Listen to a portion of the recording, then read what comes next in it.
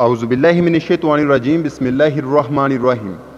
امت علی T V کے ناظرین السلام علیکم۔ ناظرین، آج ہم ایک ایسے موضوع پر بات کرنے والے ہیں جو آنے والے وقتوں میں پورا ہونے والا ہے، جس کے بارے میں نہ صرف پیش گوئیاں ملتی ہیں بلکہ احادیث میں بھی ان کا ذکر ملتا ہے، اور اس موضوع کا نام ہے غزوہ ہند، جس کے بارے میں مختلف شخصیات نے مختلف پیش گوئیاں پیش کی، جس میں سے کچھ روحانی شخصیات صرف اشارہ دیتی رہیں، جبکہ کچھ ایسی ہستیاں بھی گزری ہیں جنہوں نے نہ صرف اشارہ دیا بلکہ وقت اور جگہ کا تعین بھی کیا۔ دوستو، پہلے ایک چھوٹا سا تعارف آپ کی خدمت میں پیش کرتا چلوں کہ غزوہ ہند چیز کیا ہے۔ اس کے بارے میں ہمارے نبی اکرم صلی اللہ علیہ وآلہ وسلم نے فرمایا تھا کہ مسلمانوں کی ایک فوج ہندوستان پر چڑھائی کرے گی، یعنی ہندوستان سے جنگ کرے گی، اور ان مسلمانوں کو فتح نصیب ہوگی۔ اس حوالے سے آج ہم آپ کو 5 احادیثیں بتائیں گے جنہیں جان کر آپ کو غزوہ ہند کے بارے میں معلوم ہوگا۔ سب سے پہلی حدیث حضرت ابو ہریرہ سے مروی ہے، جس کے الفاظ یہ ہیں کہ میرے جگری دوست رسول اللہ صلی اللہ علیہ وآلہ وسلم نے مجھ سے بیان کیا کہ اس امت میں سندھ اور ہند کی طرف لشکروں کی روانگی ہوگی۔ اس پر حضرت ابو ہریرہ فرماتے ہیں، اگر مجھے کسی ایسی مہم میں شرکت کا موقع ملا اور میں اس میں شریک ہو کر شہید ہو گیا تو ٹھیک، اور اگر غازی بن کر واپس لوٹ آیا تو میں ایک آزاد ابو ہریرہ ہوں گا جسے اللہ تعالیٰ نے جہنم کی آگ سے آزاد کر دیا ہوگا۔ دوسری حدیث حضرت ثوبان رضی اللہ تعالیٰ عنہ سے روایت ہے کہ رسول اللہ صلی اللہ علیہ وآلہ وسلم نے فرمایا کہ میری امت میں 2 گروہ ایسے ہوں گے جنہیں اللہ تعالیٰ نے دوزخ کی آگ سے محفوظ کر دیا ہے۔ ایک گروہ ہندوستان پر چڑھائی کرے گا اور دوسرا گروہ جو عیسیٰ ابن مریم کے ساتھ ہوگا۔ تیسری حدیث بھی حضرت ابو ہریرہ سے ہی روایت ہے کہ نبی اکرم صلی اللہ علیہ وآلہ وسلم نے ہندوستان کا تذکرہ کیا اور ارشاد فرمایا، ضرور تمہارا ایک لشکر ہندوستان سے جنگ کرے گا، اللہ ان مجاہدین کو فتح عطا فرمائے گا، حتیٰ کہ وہ مجاہدین ان ہندو بادشاہوں کو بیڑیوں میں جکڑ کر لائیں گے، اور اللہ ان مجاہدین کی مغفرت فرما دے گا۔ پھر وہ جب مسلمان واپس لوٹیں گے تو عیسیٰ ابن مریم کو شام میں پائیں گے۔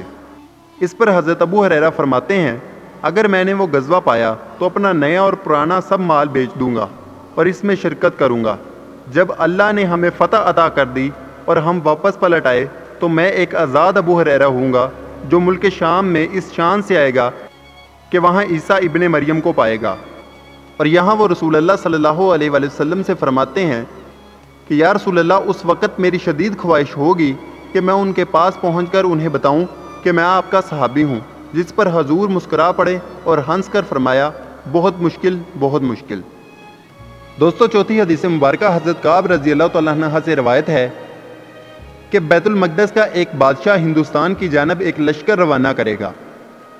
مجاہدین سرزمین ہند کو پامال کر ڈالیں گے اور اس کے خزانوں پر قبضہ کر لیں گے۔ پھر بادشاہ ان خزانوں کو بیت المقدس کی تزئین و آرائش کے لیے استعمال کرے گا۔ وہ لشکر ہندوستان کے بادشاہوں کو بیڑیوں میں جکڑ کر اس بادشاہ کے روبرو پیش کرے گا۔ اس کے مجاہدین بادشاہ کے حکم سے مشرق و مغرب کے درمیان کا سارا علاقہ فتح کر لیں گے اور دجال کے خروج تک ہندوستان میں قیام کریں گے۔ دوستو، 5ویں حدیث حضرت صفوان بن عمرو سے مروی ہے کہ انہیں کچھ لوگوں نے بتایا کہ نبی اکرم صلی اللہ علیہ وآلہ وسلم نے فرمایا کہ میری امت کے کچھ لوگ ہندوستان سے جنگ کریں گے، اللہ تعالیٰ ان کو فتح عطا کرے گا حتیٰ کہ وہ ہندوستان کے بادشاہوں کو بیڑیوں میں جکڑ کر لائیں گے، اللہ ان مجاہدین کی مغفرت فرما دے گا۔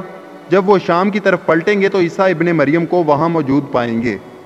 ناظرین، یہ تھی وہ احادیث جو آپ صلی اللہ علیہ وآلہ وسلم نے غزوہ ہند کے بارے میں کی، جن میں سے ابھی تک صرف ایک حدیث آدھی پوری ہوئی ہے، جس میں آپ صلی اللہ علیہ وآلہ وسلم نے کہا تھا کہ میری امت کے لشکر سندھ اور ہند پر حملہ کریں گے، اور آپ جانتے ہیں کہ محمد بن قاسم نے سندھ پر حملہ کیا تھا۔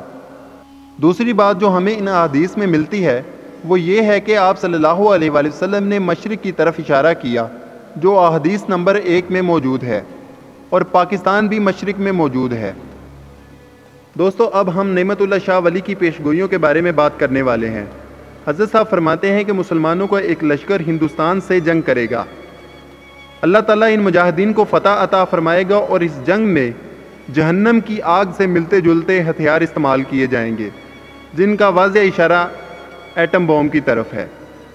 دوستو، اب ہم اس ہستی کا ذکر کر لیتے ہیں جنہوں نے غزوہ ہند کے ہونے کا وقت بھی بتا دیا ہے۔ دوستو، یہ ہستی پیر کپنجر سرکار کی ہے۔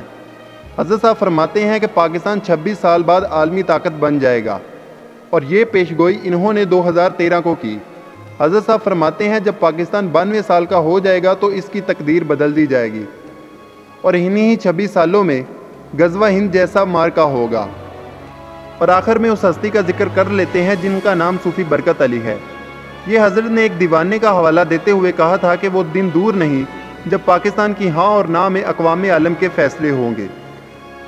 दोस्तों, ये थी वो सब पेशगोइयाँ जो इस बात की तरफ इशारा करती हैं कि वो पाकिस्तान की ही रियासत है जो हिंदुस्तान से जंग करेगी, यानी गज़वा हिंद होगा। क्योंकि अक्सर जहनों में ये सवाल भी उठता है कि सिर्फ पाकिस्तान ही क्यों, मशरिक़ में और भी मुसलमानों के मुल्क हैं और वो क्यों नहीं। इस बात का जवाब आपको इन 2 अहदीस की सूरत में मिल जाएगा। दोस्तों, हज़ूर अकरम सल्लल्लाहु अलैहि वसल्लम ने जब इस खित्ते का जिक्र किया तो आप सल्लल्लाहु अलैहि वसल्लम ने 4 अल्फाज का इस्तेमाल किया। आप सल्लल्लाहु अलैहि वसल्लम ने लफ्ज़ हिंद, सिंध, मशरिक़ और खुरासान का इस्तेमाल किया।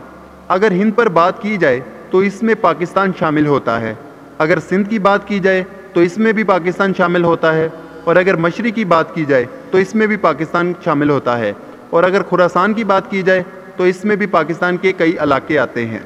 फिर आप सल्लल्लाहु अलैहि वसल्लम की बहुत ही प्यारी हदीस जिसमें आप सल्लल्लाहु अलैहि वसल्लम ने फरमाया कि मैं अरब हूँ लेकिन अरब मुझसे नहीं, मैं हिंद में से नहीं हूँ लेकिन हिंद मुझ में है। फिर आप सल्लल्लाहु अलैहि वसल्लम ने फरमाया कि मुझे हिंद की तरफ से ठंडी हवा आती है, जिस पर अल्लामा इकबाल का मशहूर शेर है, मेरे अरब को आई ठंडी हवा जहाँ से, मेरा वतन वही है, मेरा वतन वही है। और आपको ये जानकर आज भी बड़ा फ़ख्र होगा कि हम जितने भी गुनाहगार हैं लेकिन आज भी दुनिया में अल्लाह के रसूल सल्लल्लाहु अलैहि वसल्लम से मोहब्बत करने वाले लोग पाकिस्तान में हैं।